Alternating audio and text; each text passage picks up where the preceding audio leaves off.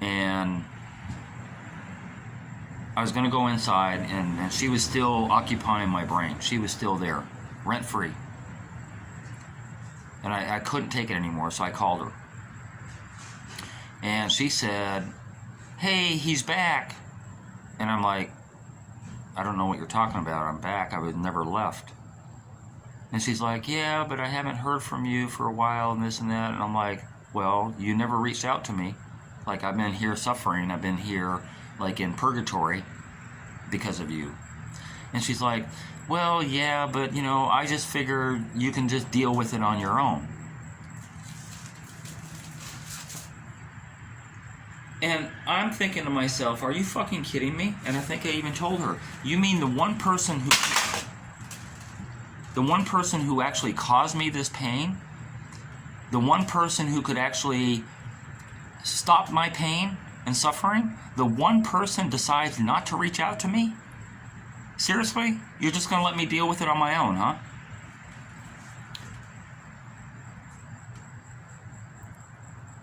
She said to me that she had an online course or online something that she had to do at 9 o'clock, and it was about 8 o'clock at that point. So I had an hour to talk to her. And we used up that hour. I told her a lot of stuff on that phone call. I said, you know, I'm going crazy here. You know, I can't eat, I can't sleep, I can't do anything. I'm a mess. I'm suffering here. And she's like, "Well, what's this all about?" And this and that. And I'm like, "Lacey," I said, "you've been in top tier of my life. You've been my buddy for 5 years. You've been my you know, like my best friend. You know, you're the person that I could call. You're the person that I could reach out to. And vice versa for all these years. And then you're not there. And then you're going off with Dane and Michael and doing this and that." And she's like, "Yeah, but you know, I had my freedom back, and you know, a girl's gonna do what she's gonna do. Like, you know, can I have always had me on lockdown? He was always jealous and everything. So I just kind of broke out, you know, just doing my thing, you know, having fun." And I'm like, "Yeah, but at the mercy of your best friend. At the mercy of your best friend." I said, "Lacey, you know, I love you dearly. I love you with all my heart. I would do anything for you."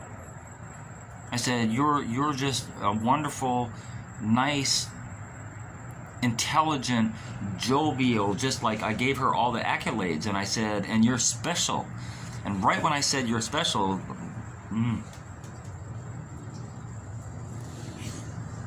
right when I said that, I started crying, just like, I just started crying. And she immediately put it on video mode. And I'm like, wow. I said, "So not only do you want to hear about my suffering, but you want to see it too? Wow." Anyway, after all that mess and her phone call, and then she had to go about 5 minutes to 9, she had to go to do her school thing or whatever, we hung up. And after we hung up, it was like there was a relief. There was like a release of stress and a release of anxiety and a release of depression, and just like it just like suddenly melted away. It just melted away. I got back to my house, and I was still, yes, it was late at night, but I was still doing work on there because I had to move in there, and I was working till crazy hours, midnight, 1 o'clock, 2 o'clock, whatever. And I went back to go do some more work where I had left off at. And I could focus. I wasn't making mistakes anymore. I wasn't cutting the tile wrong anymore. I wasn't screwing the screws wrong anymore. I wasn't fucking things up. I could focus. My mind was free again. And I could focus on my work. And she didn't occupy my brain. Just that simple phone call. Just that her reaching, well, I reached out to her.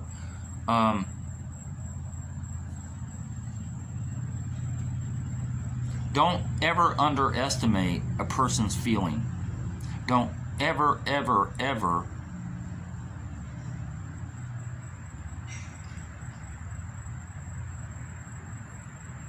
think that you know what somebody else is going through. Treat people the way you want to be treated. If you're going to be a friend, then be a true friend.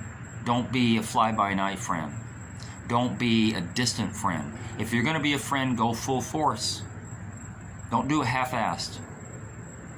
And don't discount what somebody else is going through because you don't feel that it's that way or you don't think that it's that bad. Don't ever do that to somebody else. Don't. I'm just telling you now, don't. Because she had no appreciation.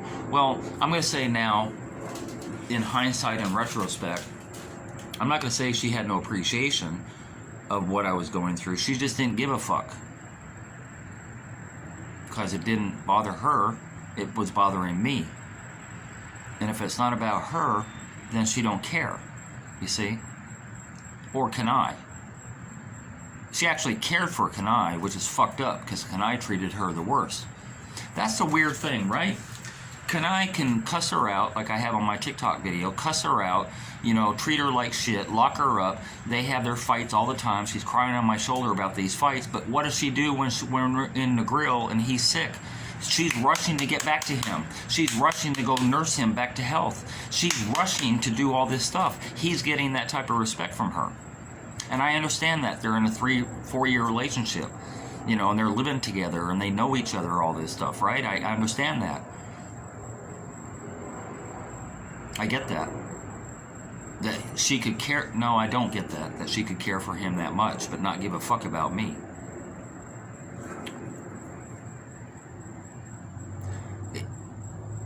January was the worst. January of 2023 was the worst month almost in my life that I've been through. There's been a few other times that have been pretty bad, but this is right up there. Right up there. As I said on my other video, I wouldn't repeat January for $1 million. You can't give me $1 million in a briefcase. I would give it back to you. If it meant that I had to repeat January again, I would not. Going forward from January and that phone call that we had, it was a little hit and miss. Like I look at our text threads now, back in February going into March, it was a little hit and miss. Like, good morning, gorgeous. Oh, good morning, sunshine. And we were kind of back to normal, but there were a lot of times during that same period where she would ghost me. I would send out a text and then it would be a day later that I'd get a response. So it kind of slacked a little bit after that. I saw on Jamaican TV show where best friends had fallen in love. BFF, male and female, they had fallen in love. And I sent her that story. It was a video, it was a news story. I sent her that video, and she said, well, why did you send that to me? That's not us. And I'm like, no, it's not us. But isn't it nice that that could happen? I wasn't throwing her, I wasn't trying to show her, hey, I'm in love with you and you could be in love with me the same way and we could live happily ever after. That wasn't my point when I sent her that video. My point was, isn't this nice that these people are that close to each other because they've known each other very well that they could actually fall in love and end up getting married and all that stuff. And it was just something I threw out there, and she took it a little bit too seriously. So there's a little bump in the road here and there.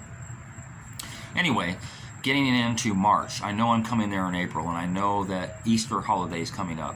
So I said to her, since you can't seem to give me time back in December, I want one day with you. And that day could be a road trip, that could be going to the beach, that one day could look like anything we decided to make it look like. But I want one day. It could be Good Friday, it could be Saturday, it could be Sunday, it could be Easter Monday. She said to me, it doesn't matter, pick a day. And I said, pick a day? Okay, Easter Monday. So she said, okay. So I'm thinking to myself, okay,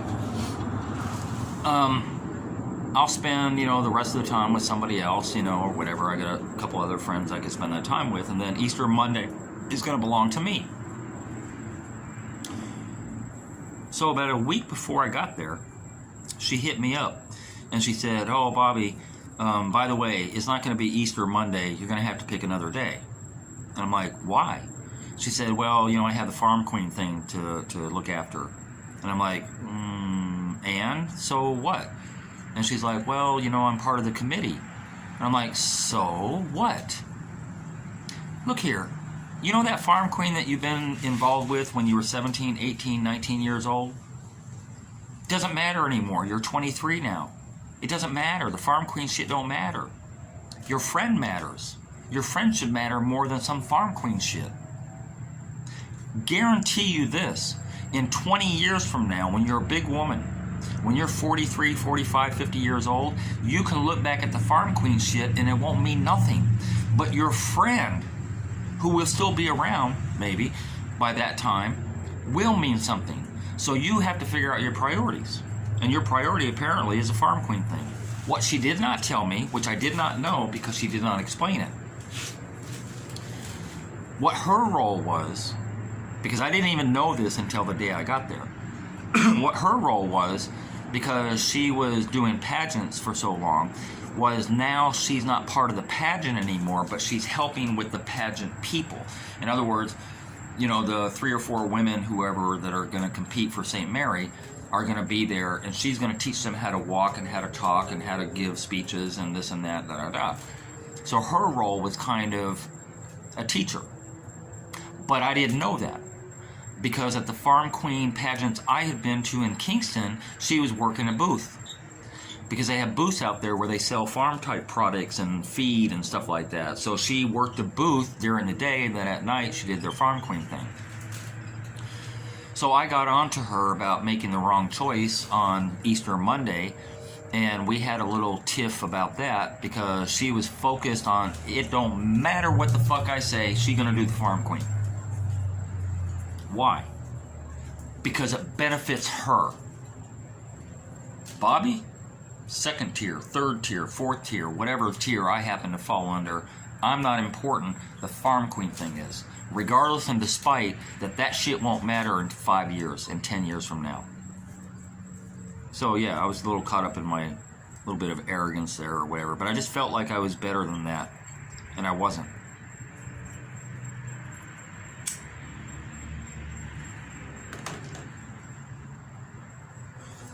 So right before I left, we had a little bit of a falling out because I think it was 3 days or 4 days before I left, I had sent her a good morning at like 8 o'clock, and she sent me a coffee cup emoji. And I don't know why I got caught up in that stupid shit, but like you can't even type out good morning, a coffee cup emoji. How lazy is that? And so I sent the question mark emoji, and she's like, "Well, I thought you liked coffee." And I said, "Well, I do, but that was kind of impersonal." And she never read that text.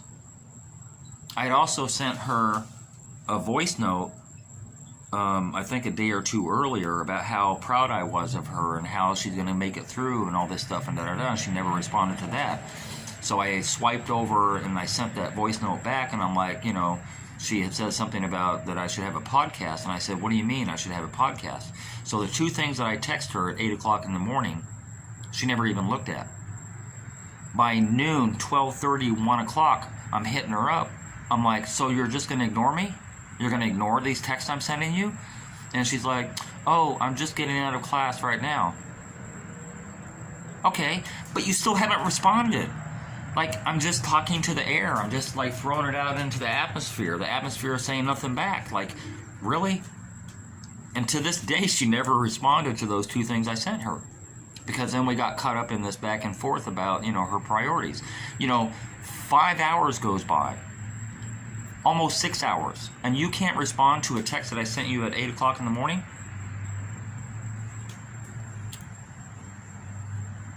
Because you're in a class that I paid for, is her excuse. But yet you can take a pee break.